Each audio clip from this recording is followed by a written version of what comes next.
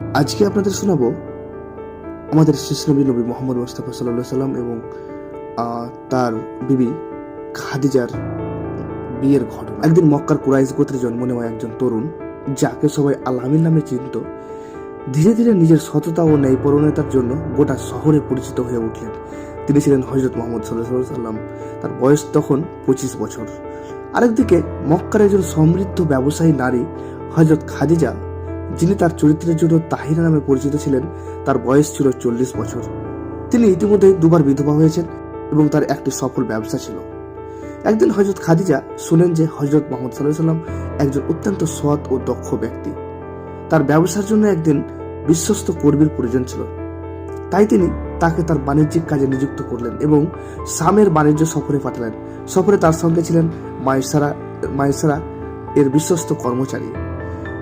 শামে পৌঁছে হযরত মুহাম্মদ সাল্লাল্লাহু আলাইহি সাল্লাম এমন সততা ও দক্ষতার সঙ্গে ব্যবসা পরিচালনা করলেন যে সফরটি অত্যন্ত সফল হয়। মাইসারা রাসূলুল্লাহ সাল্লাল্লাহু আলাইহি সাল্লামের চরিত্র, বুদ্ধিমত্তা এবং সৌজন্য দেখে মুগ্ধ হন।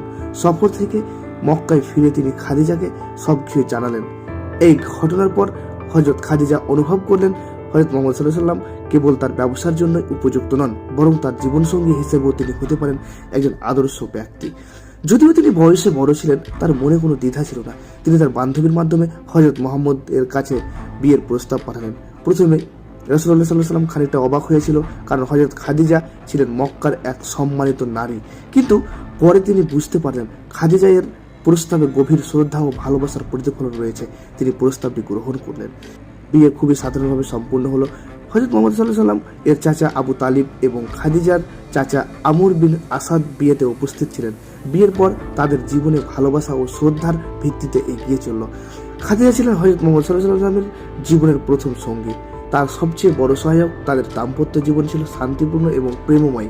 খাদিজা তার সম্পদ হযরত মুহাম্মদ সাল্লাল্লাহু আলাইহি সাল্লামের হাতে তুলে দিয়েছিলেন এবং ইসলামের প্রাথমিক দিনগুলিতে তাকে সর্বোচ্চ সহায়তা করেছিলেন।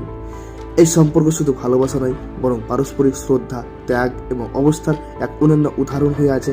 হযরত খাদিজা এর মৃত্যু পর্যন্ত হযরত মুহাম্মদ সাল্লাল্লাহু আলাইহি সাল্লাম আর কোনো বিয়ে করেননি। তাদের জীবনের এই গল্প এখনো আমাদের হৃদয়ে ভালোবাসার এক দৃষ্টান্ত হয়ে জ্বলজ্বল করছে।